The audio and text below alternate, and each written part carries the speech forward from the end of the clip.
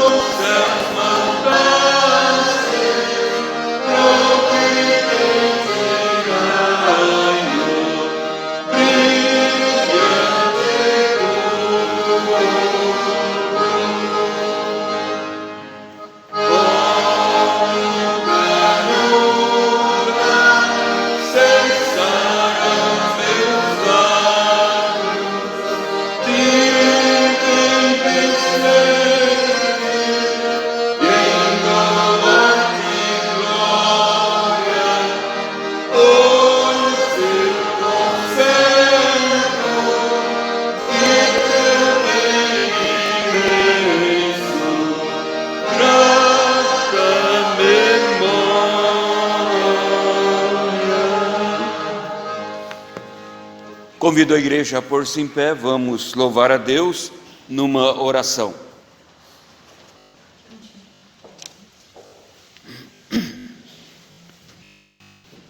Bendito Deus, ó Pai Celestial, Deus poderoso, Deus gracioso, Deus consolador, Deus redentor, na Tua presença nós nos encontramos.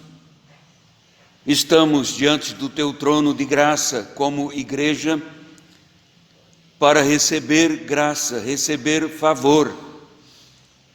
Mas nos dispomos, ó Pai, a nos encontrarmos neste momento diante do Teu trono para, através do culto que devemos a Ti, expressar-te a nossa gratidão.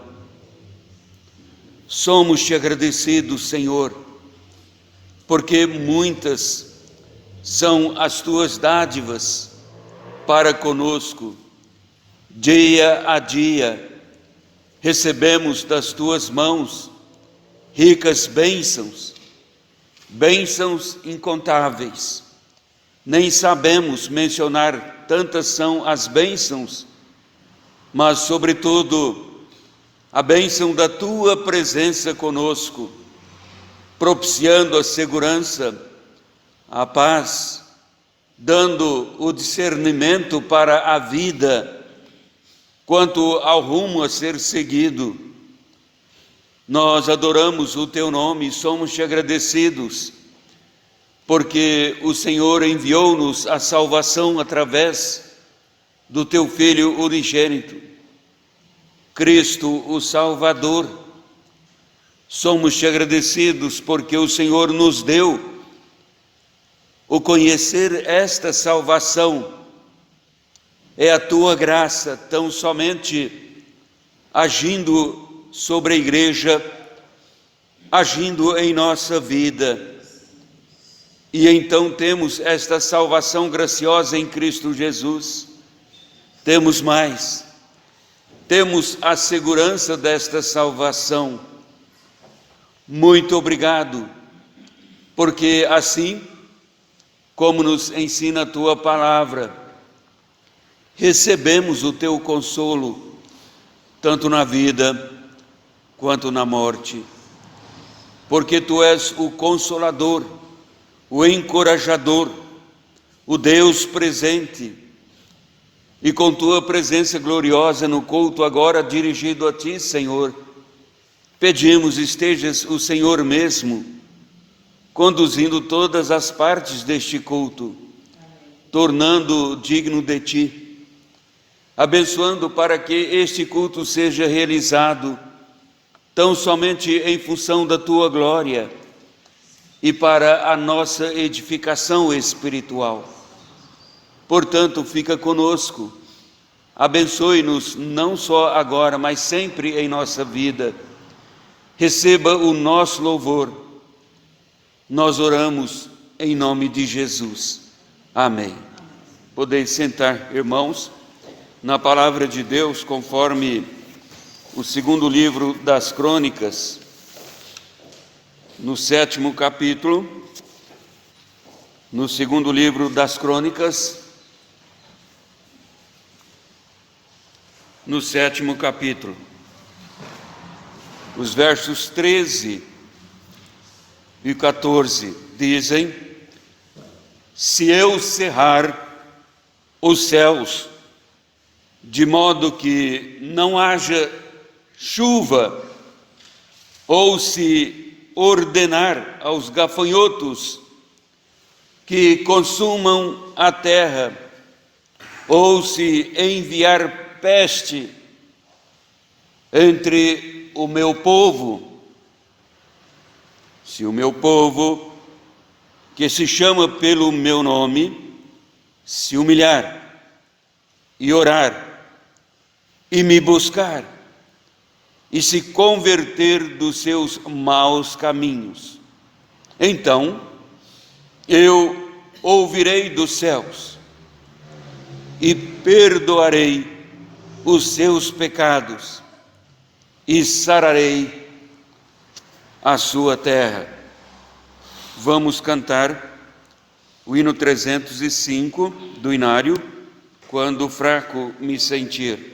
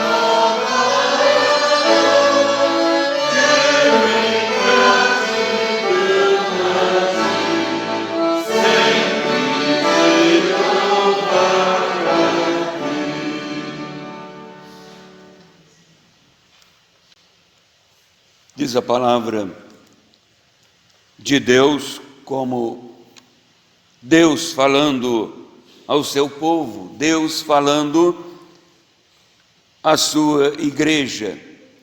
Eu ouvirei, diz ele, dos céus, perdoarei os seus pecados e sararei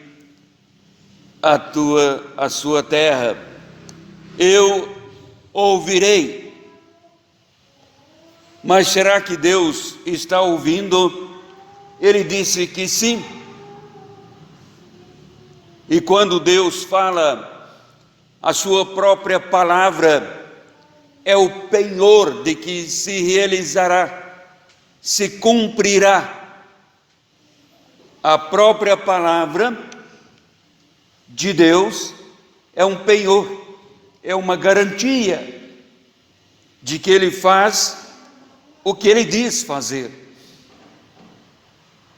E Ele diz que escuta o seu povo quando se dirige a Ele, pedindo o perdão dos pecados, e Ele vai sarar a terra. Irmãos, não é que não pecamos, é exatamente porque pecamos é que nós precisamos no culto, e não somente no culto, diariamente, confessar a Deus os nossos pecados. E é um momento de contrição no culto, para assim fazermos. Então vamos orar silenciosamente, cada um nesta oportunidade individual da confissão de pecados, preparando assim para ouvir mais a palavra do Senhor, na certeza de que Ele nos perdoa e é Ele mesmo quem nos prepara, porque é Ele mesmo quem fala conosco através da sua palavra. Oremos silenciosamente.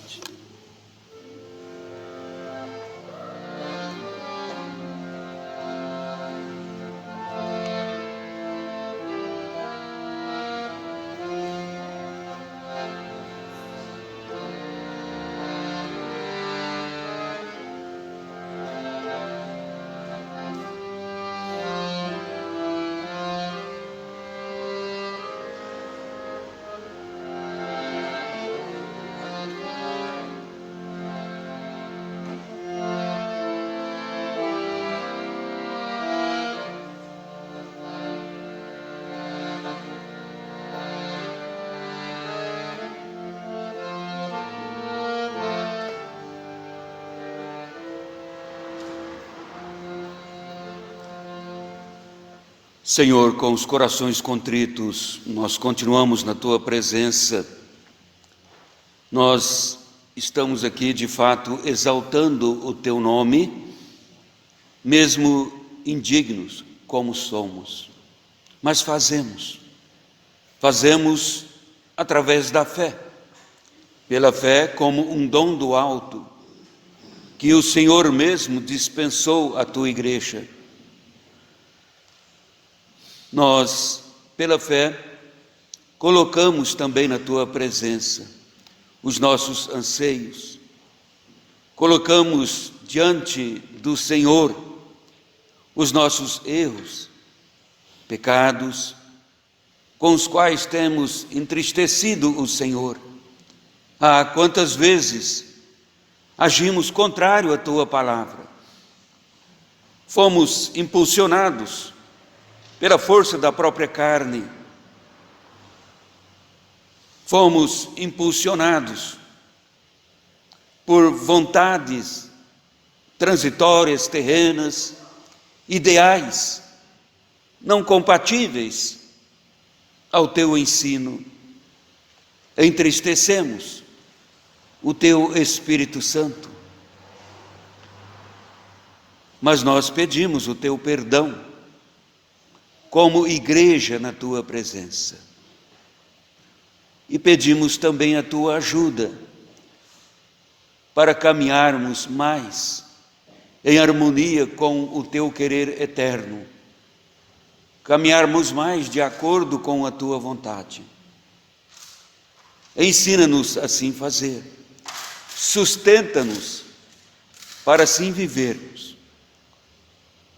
Nós pedimos assim a tua bênção, o teu perdão, em nome de Jesus. Amém.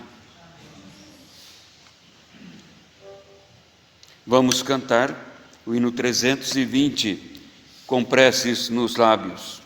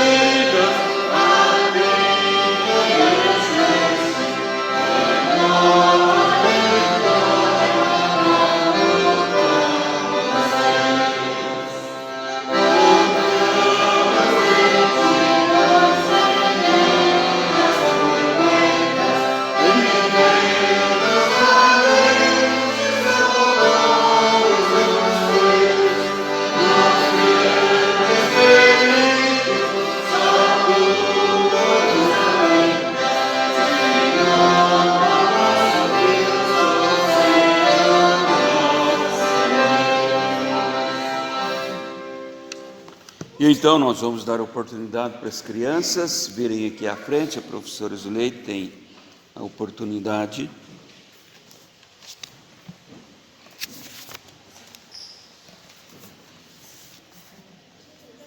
Muito bem, ainda bem que vocês vieram, porque eu estou assim, apavorada, assustada, e não sei o que fazer. E eu vou precisar de um conselho de vocês hoje. Que tal, hein? Eu vou precisar de um conselho de vocês. Nós estamos estudando a história de um grande profeta. O nome dele é? Não sabe. Porque foi a primeira lição no domingo passado, né? Não guardaram ainda. Começa com D. D-A. Daniel? Ai, mas vocês são inteligentes. Guardaram bem certinho. Muito bem. Só que a gente aprendeu que na história, ele disse assim, resolveram com os amigos de não se contaminar, não usar aquela comida que eles sabiam que aquilo lá foi oferecido aos deuses, né? E ele não aceitou também de sentar lá junto com o rei, naquele banquete, porque se ele fizesse isso, era como se ele estivesse aceitando tudo isso. Então, crianças, eu trouxe aqui um problema para vocês. Na sexta-feira, eu fui ao mercado e eu comprei uma coisa muito gostosa, mas eu não vou poder dar para vocês, porque até um dia, o que será que é tão gostoso? Morango. Só que foi um problema. Comprei na sexta, sábado fui querer usar um pouco do morango, e já tinha alguns morangos. O que está aqui? Vocês estão vendo? Podre! Nossa! Aí peguei alguns, deixei na bandejinha. Deixei lá. Quando foi ontem, eu queria comer mais um pouco de morango. Quando eu abri, mais podre ainda. Tirei alguns e deixei. E hoje eu queria trazer morango para vocês. E o que sobrou aqui? Dois que são bons, o resto estragou tudo. E se eu não tirar rapidinho esses aqui, o que vai acontecer com esses que são bons? Vão estragar, vão apodrecer. Exatamente. Assim é a nossa vida. Cuidado com aquilo que nós fazemos. Cuidado com as pessoas que nós andamos. Cuidado com essas coisas, porque de repente uma pessoa, dizem, é um podre, é um estragado. não conhecem as coisas e vão levar você a fazer as coisas erradas. E quando vê, você está podre também, porque vai contaminando, não vai? Se eu deixar mais esses dois aqui, domingo que vem eu trouxer isso aqui, não vai ter mais nada. Acabou tudo em 5 dias. Imagina a vida da gente. E cada dia nós andarmos com pessoas que não fazem as coisas certas, nós vamos apodrecendo por dentro. E isso é muito ruim. É não se contaminar. Daniel e os amigos, quando viram aquilo, diz a Bíblia que eles resolveram de não fazer aquilo. E assim é a nossa vida. Não vou fazer. Ah, mas tia Zuleide, mas de repente meu amiguinho, eu sei que ele faz uns negócios errados, mas ele me convidou para ir na casa dele. E você vai acabar fazendo coisa errada com ele também. Tem que cuidar. Aí você é tão ruim como aquele teu amigo. Não é verdade? Mas como que eu posso fazer? A Bíblia diz se tornar puro diante do Senhor, limpo diante do Senhor. Nós cantamos um cântico, quem estava aqui no início do culto, né? Quem está lá na casa do Senhor, né? Quem tem as mãos limpas e coração puro. E é sobre isso que nós vamos falar na nossa classe. Como manter a minha vida pura, não me contaminar, não ficar estragado, que é para jogar fora lá no lixo. Então nós vamos para a nossa classe. E lá nós vamos agora cantar um cântico que diz: lâmpada para os meus pés é a tua palavra. Nós vamos cantar sem eu acompanhar, vamos saindo mesmo aqui, né? Vamos ficar em pé então? Lâmpada para os meus pés é a tua palavra. Lâmpada para os meus pés e luz para os meus caminhos. Lâmpada para os meus pés é a tua palavra. Lâmpada para os meus pés e luz para os meus caminhos. Poder sentar-nos. Irmãos, o Sínodo recomenda uma pregação, pelo menos uma vez por ano, sobre os sacramentos. E como nós estamos entrando no período da Páscoa, e já estamos trabalhando alguns textos alusivos à Páscoa, achei por bem tratar hoje sobre a instituição do sacramento da ceia do Senhor na Páscoa. Por isso quero ler com os irmãos em Lucas 22, 14 a 20.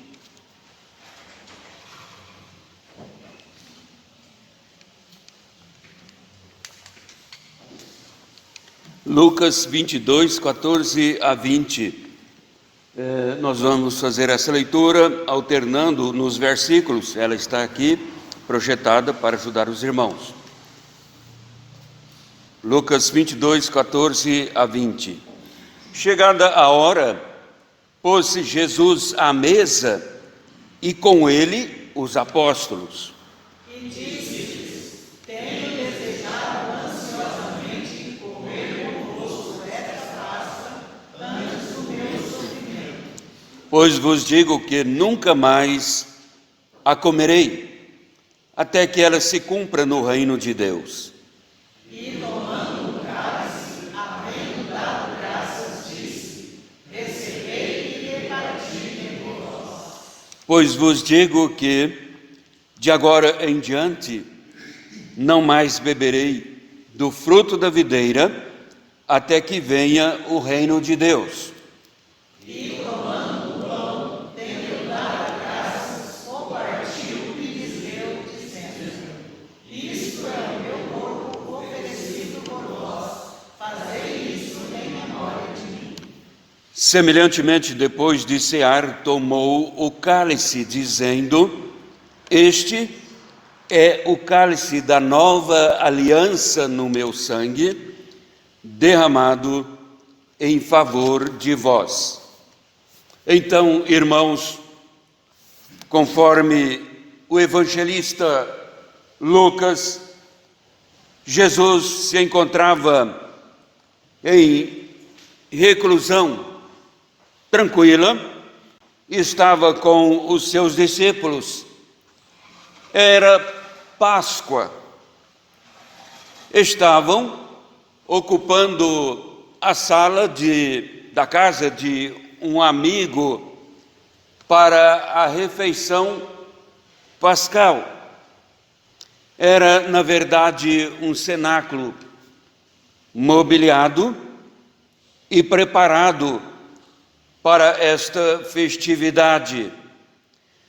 Convém lembrar que os judeus em Jerusalém, nesta ocasião, e ao redor de Jerusalém, onde comemorava-se a Páscoa, eles construíam a casa da forma deles ali, e em cima, parecia um sobrado, mas tinha uma escada de fora, chegava à parte superior.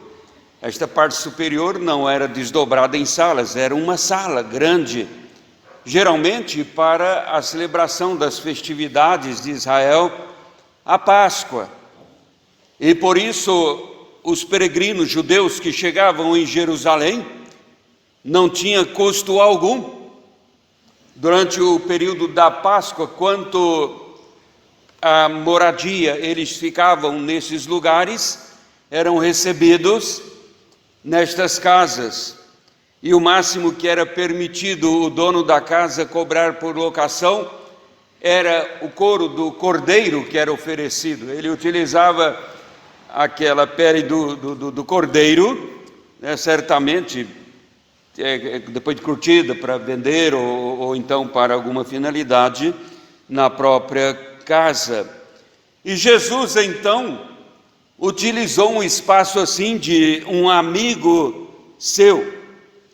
Lá estava o cordeiro que eles tinham que comer, todo ele, lembrando a saída do povo lá do cativeiro do Egito. Lá estavam as ervas amargas, que lembravam o período amargo de muitas angústias, quais escravos lá no Egito. Lá estava o pão também, feito às pressas na ocasião em que foi instituída a Páscoa, o pão sem fermento e o cálice, que na cerimônia dessa festa, é uma festa religiosa, era oferecido de quando em quando. Jesus reclinou-se sobre a mesa, um tanto baixa, e os apóstolos fizeram o mesmo. E à medida que avançava, então, as formalidades cerimoniais na realização da festa da Páscoa, ali Jesus e os discípulos, à medida que ia acontecendo a realização da festa, Jesus ia introduzindo a celebração de uma festa no Novo Testamento. A ocupar o lugar desta festa, ele ia introduzindo a ceia do Senhor. Então, durante a refeição, os discípulos observaram e fizeram isto com muita admiração. Algo tão solene está acontecendo. Era comum o dono da casa iniciar a festa da Páscoa antes de qualquer iniciativa, comida, que tinha, é claro, uma sequência lógica.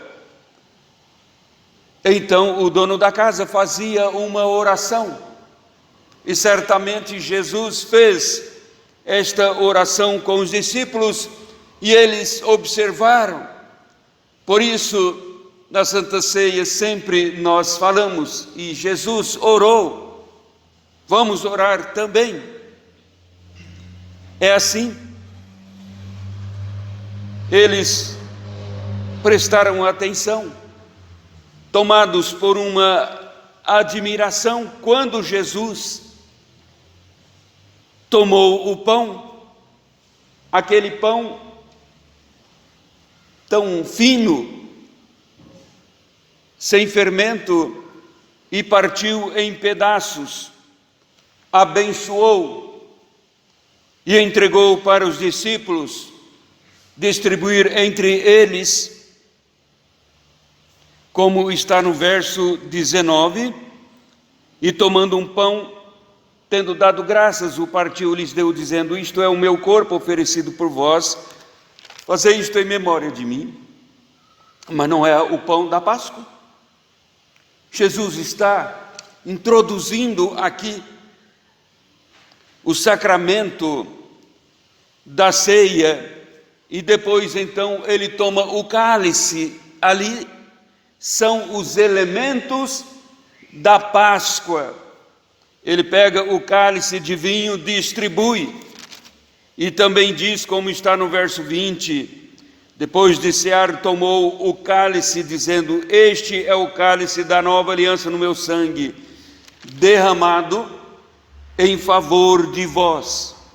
Meus irmãos, estas são ações, são palavras significativas, mas nós estamos tão familiarizados, quais cristãos, frequentadores da igreja e participantes da ceia, nós ficamos tão familiarizados com estas palavras que parecem que no tempo elas vão perdendo a sua eficácia, o seu sentido. Não nos importa muito o que estamos ouvindo,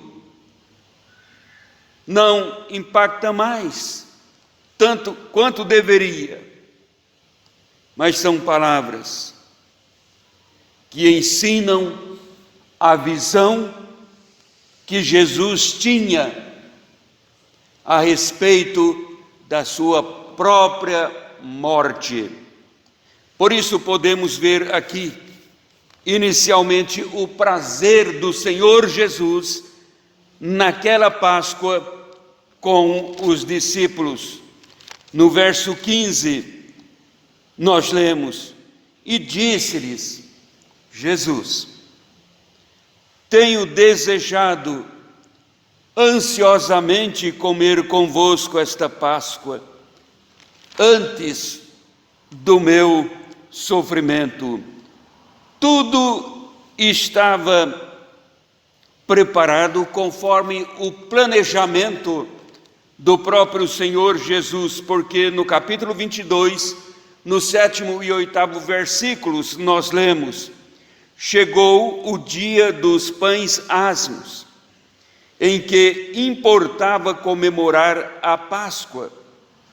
Jesus, pois, enviou Pedro e João, dizendo: ide preparar-nos a Páscoa para que a comamos. Mas interessante que do verso 9 até o verso 12, Jesus dá instruções. Vocês vão à cidade, verifica, lá tem um homem, e começa a explicar como eles deveriam proceder. Já estava tudo organizado, pré-estabelecido pelo próprio Senhor Jesus. Por isso no verso 13 lemos: e indo Pedro e João, tudo encontraram como lhes dissera, e prepararam a Páscoa. Daí o texto que fizemos a leitura: chegada a hora, pôs-se Jesus à mesa, e com ele os apóstolos.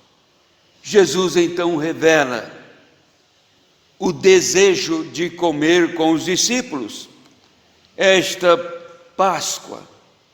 Mas por quê? Não teve desejo na Páscoa do ano anterior? Por que desejo de comer com os discípulos esta Páscoa?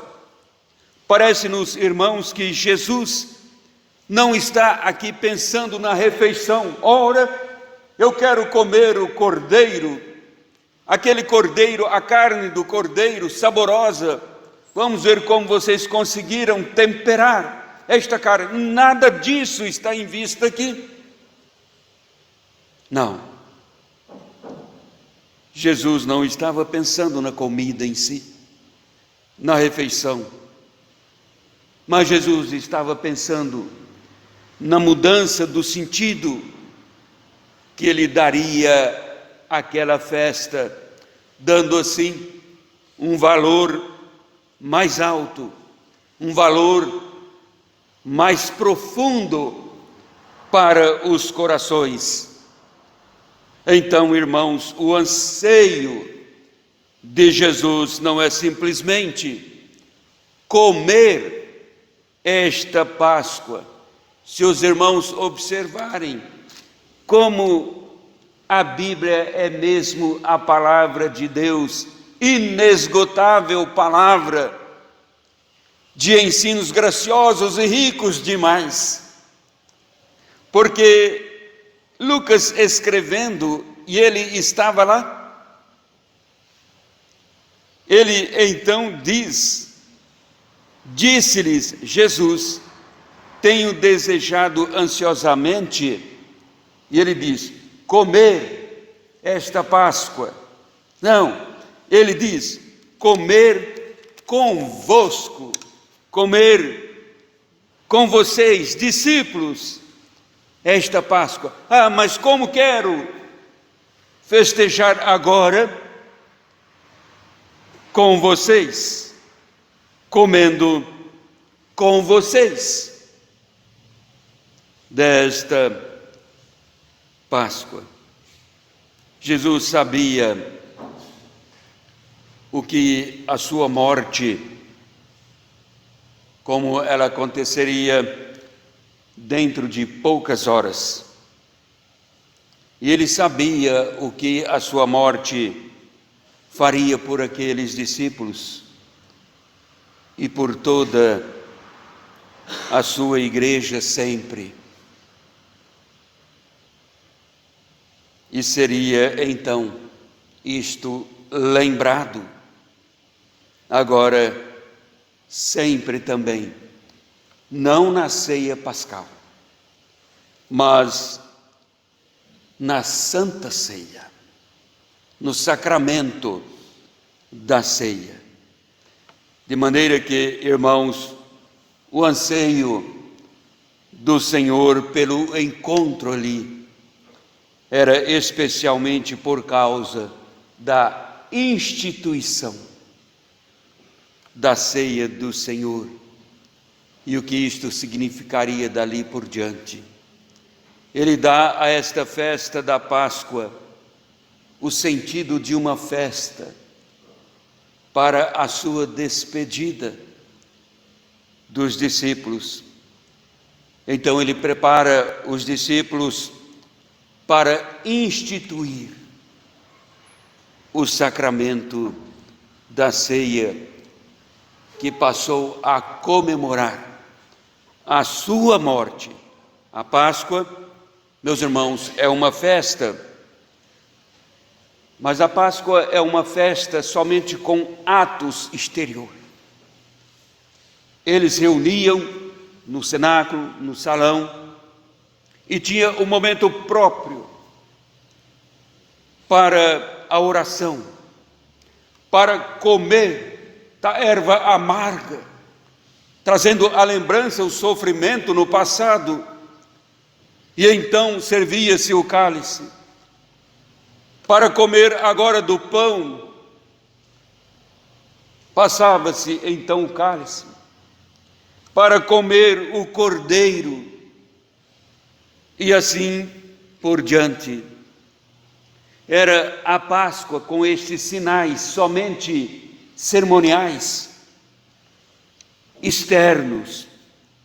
Jesus interrompeu. Foi isto que ele fez. Ele quebrou a celebração da Páscoa, trazendo a ideia do que é eterno, do que é espiritual, do que permanece, uma festa de libertação plenamente, uma libertação plena, realizada. Assim nós podemos ver aqui a centralidade da morte de Cristo neste momento da Páscoa. Ele chama a atenção para sua própria morte, e sua morte é o assunto central aqui. Nós temos, irmãos, duas declarações importantes de Jesus no texto que fizemos a leitura. A primeira declaração, parece que Jesus está encerrando solenemente a celebração da festa da Páscoa. No verso 16 e 18: pois vos digo que nunca mais a comerei, até que ela se cumpra no reino de Deus. E ele está aqui reiterando no verso 18 a mesma declaração: pois vos digo que de agora em diante não mais beberei do fruto da videira, até que venha o reino de Deus. Jesus está falando da participação dele no momento festivo, as bodas, a festa do Cordeiro de Deus, que foi morto, mas está vivo. É por isso que no Novo Testamento nós encontramos o próprio Senhor Jesus sempre trazendo ilustrações, parábolas festivas. Houve uma festa, alguém ofereceu o banquete para jogar luz, quando então vier o reino de Deus e for estabelecido novos céus, novas terras, o reino estabelecido de forma definitiva. Ele diz: ali sim estaremos em festividade. É a declaração dele, encerrando, pondo um fim na Páscoa. Os judeus prosseguem comemorando, e muitos cristãos querem comemorar a Páscoa, mas os judeus prosseguem porque eles rejeitaram Jesus, o Messias. Formalmente, sim. Isso não quer dizer que todo judeu pensa da mesma maneira. Há muitos judeus cristãos, mas eles continuam esperando o Messias. É a primeira declaração. Jesus diz: acabou. Essa festividade perdeu o seu sentido.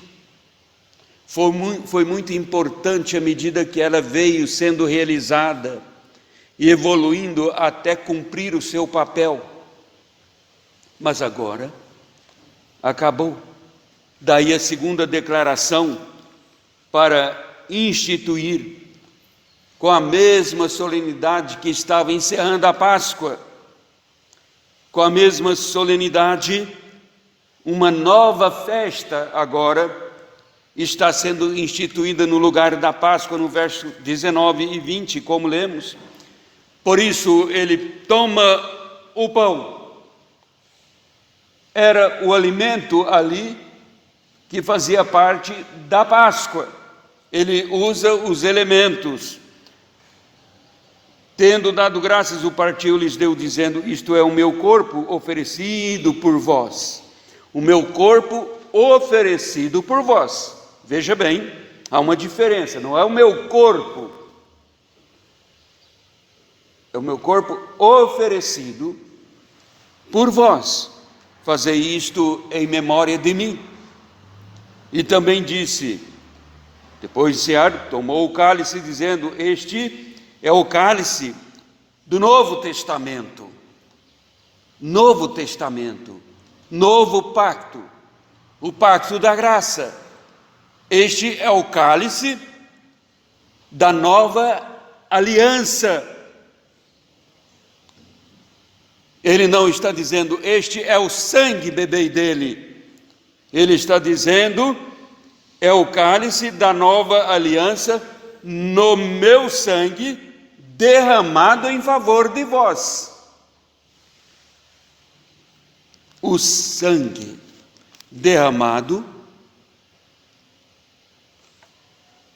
que agora traz o Novo Testamento. Isto sim é representado no cálice. É o que ele diz. De maneira que, meus irmãos, nesta última noite, Jesus instruiu os discípulos a respeito do culto memorial. Ele disse para repetir: fazei isto, fazei. Ele ordena aos discípulos. É para fazer, não deixe de fazer. Fazei isto em memória de mim. Meus irmãos, a nossa comunhão com Deus é uma comunhão que ficou quebrada. A nossa comunhão com Deus é uma comunhão que exigia da nossa parte a obediência e cumprimento perfeito da lei perfeita de Deus, mas nós não fizemos isto. Então, ao enviar Cristo Jesus, Deus assumiu também o nosso lado. E é isto que Jesus está fazendo aqui. Ele está explicando isto para os discípulos, instituindo este sacramento. Ele está dizendo: é o que acontece na minha morte. É Deus ficando também do outro lado, porque uma aliança tem que ser realizada entre duas partes. É um concerto, é um contrato. Mas uma das partes não consegue cumprir. Então o lado maior diz: mas eu vou passar também para o seu lado e vou cumprir por você. O que não podemos fazer é deixar de cumprir. É como se Deus falasse assim com o ser humano. E então o Novo Testamento é isto. Veja que maravilha, é por esta razão que no Antigo Testamento oferecia-se o sacrifício, o cordeiro era imolado, porque o cordeiro foi colocado lá na Páscoa, mas Jesus não morreu. Quando a Páscoa foi instituída para lembrar a libertação do cativeiro do Egito, não foi preciso. Mas o cordeiro haveria de apontar ainda para uma libertação maior do que a libertação da escravidão no Egito, é a libertação do domínio do pecado. Aí Jesus, como cordeiro, entrega espontaneamente a si mesmo. Veja, irmãos, como está na ceia toda esta história. Ali está mesmo centralizada a morte de Cristo Jesus, a entrega que ele faz de si mesmo. Agora, isto precisa ser lembrado, porque a nossa mente quase sempre esquece as coisas boas e grandiosas e se firmam mais naquilo que nem trazem proveito. Mas é preciso lembrar, algo para lembrar: a instituição da ceia. Quer dizer, os discípulos, prestando então atenção, eles deviam copiar os atos de Jesus, eles precisavam copiar as palavras de Jesus, deviam tomar, deviam agradecer, deviam partilhar do pão, deviam partilhar também do cálice.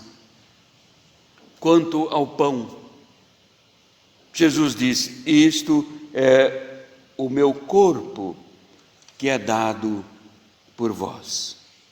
Não representava o corpo vivo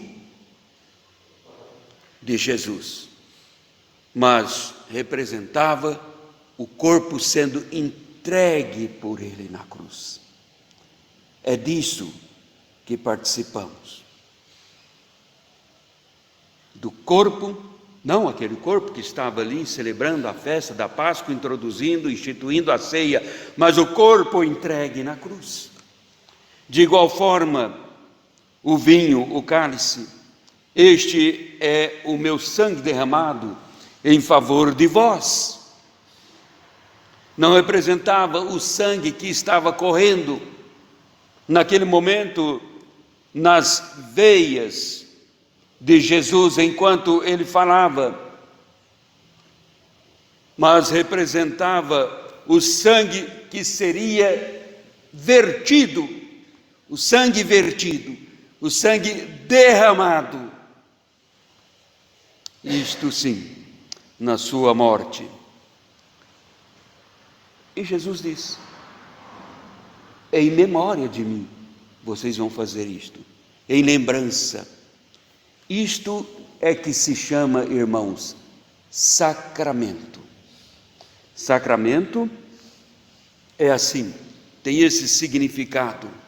Sacramento, então, é um significado que recebemos através de um objeto. Nós temos como exemplo, numa casa existe um pequeno quadro, bem pequeno. Mas aquele quadro simples, não tinha harmonia com nenhum objeto na casa. Alguém simples pintou aquele quadro, é rústico, e a dona da casa não aceitava colocar o quadro na parede, mas ficava na gaveta. A senhora da casa, então, abre a gaveta, pega o quadro e fica por horas admirando aquele quadro em silêncio. Passa alguém e diz: joga isso fora. E a mãe, admirando o quadro, diz: não jogo fora. Este quadro quem pintou foi minha avó. E quando eu olho para este quadro, ricas lembranças tomam conta da minha vida. Eu sou como que transportada para um tempo delicioso, quando ouvia os conselhos da minha avó. Sou transportada para um tempo em que ela contava as maravilhosas histórias para mim. Sim, irmãos, o que é isto? Um sacramento, um objeto que impulsiona lembranças. É o sacramento. Algo que não tem valor, tanta expressão em si mesmo. Assim, o pão. Comemos um pedacinho de pão. O que é isto? Um pouquinho de vinho no cálice. O que é isto? Em si mesmo não há qualquer valor, mas transporta para o mais elevado valor da vida, a redenção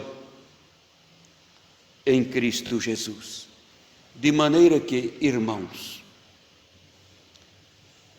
prestem bem atenção, os elementos ali, o pão sem fermento, o cálice, esses alimentos utilizados por Jesus não sofreram nenhuma alteração.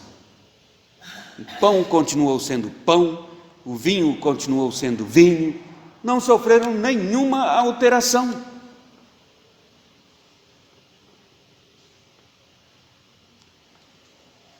mas mudou-se totalmente o seu propósito.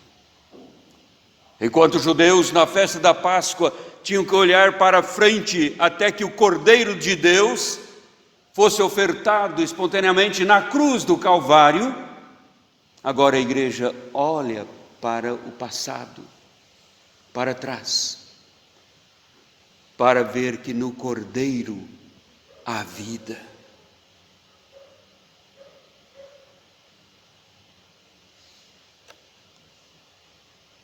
No sacramento da ceia, então, estamos fazendo uma solene confissão pública da nossa fé depositada em Cristo crucificado na Santa Ceia.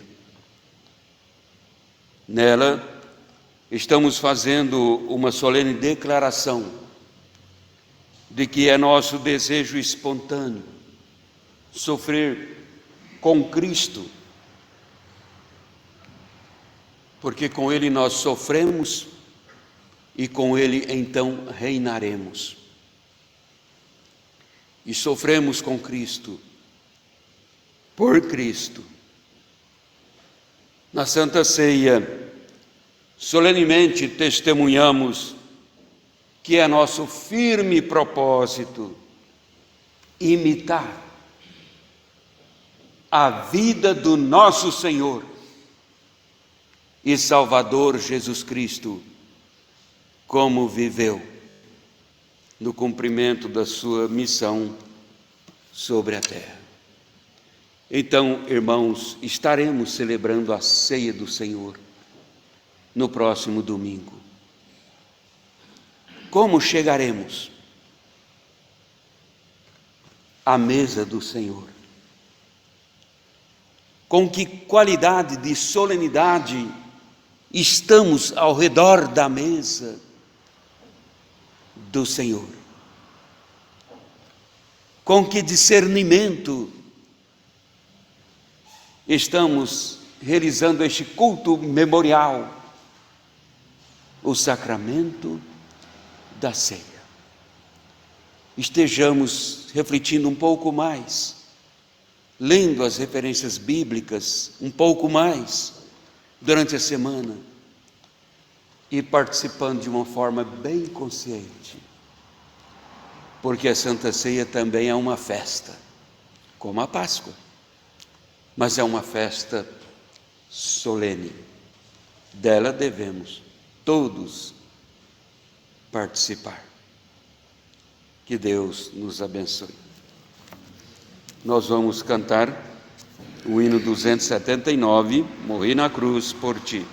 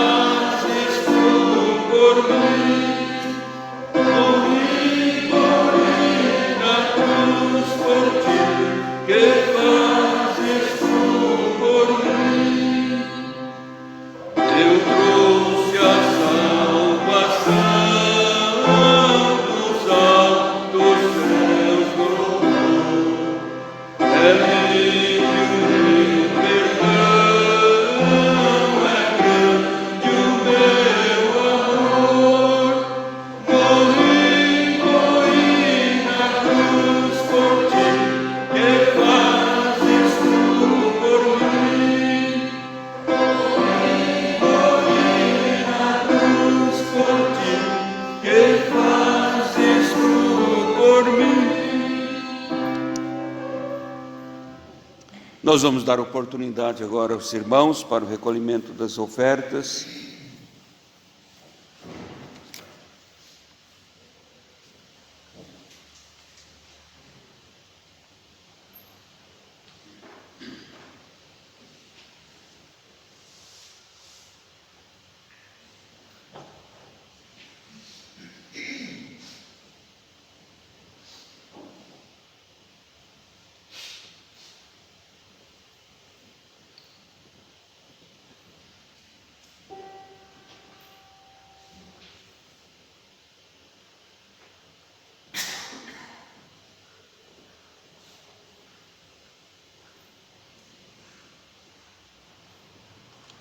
Convido a igreja a pôr-se em pé para a oração, a bênção, amém tríplice, encerrando assim o culto nesta manhã.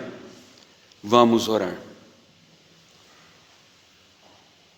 Deus eterno, Deus gracioso, como é amável, como é bom estar com os irmãos na tua casa para o louvor, para a adoração ao teu nome.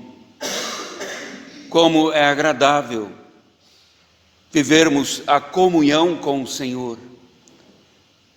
Como é agradável ter a comunhão uns com os outros. E como é agradável ouvir a tua palavra nos instruindo sobre o significado do sacramento da ceia. Como desejamos nos preparar melhor e mais para participarmos deste sacramento. Então nós pedimos, ó Senhor, a tua ajuda. Capacita-nos ao entendimento da tua vontade, mas capacita-nos, ó Deus, à obediência da tua vontade.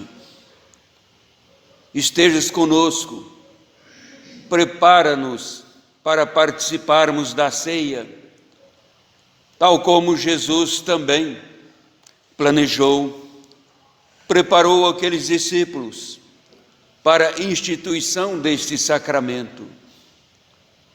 Dá-nos o entendimento da tua palavra, dá-nos, ó Deus, a alegria da vida, a vida em Cristo Jesus. Pedimos assim a tua bênção sobre a tua igreja, não somente neste lugar, mas as igrejas evangélicas reformadas, a tua igreja espalhada no mundo. Estejas, ó Pai Celestial, alcançando as famílias do teu povo, dando o alento necessário, dando, ó Pai, o encorajamento que cada família precisa neste momento, dadas as circunstâncias diferentes. Lembramos de muitos cristãos na Ucrânia e com esta guerra, tendo familiares com a vida ceifada, perdas, danos de várias naturezas. Estejas visitando aqueles corações, encorajando, dando, ó Deus, uma esperança viva no Senhor. E abençoa os que governam, os que presidem de ambas as partes, para que entrem em entendimento, para que vidas não estejam pagando com o sofrimento esses desentendimentos. Pedimos, ó Pai, a tua bênção sobre as famílias do teu povo, dando uma comunhão mais estreita com o Senhor, dando, ó Pai, sempre a certeza da vida em Cristo Jesus, nutrindo de esperança em Ti e perseverando cada um dos Teus filhos em Tua palavra. Assim conceda-nos um dia agradável, uma semana próspera, sob a tua bênção, pois nós oramos agradecidos em nome de Jesus. E agora, meus irmãos, que a graça do nosso Senhor e Salvador Jesus Cristo, o amor de Deus o Pai, a comunhão, as consolações do Espírito Santo repousam sobre vós, sobre todo o povo de Deus, hoje e eternamente. Amém.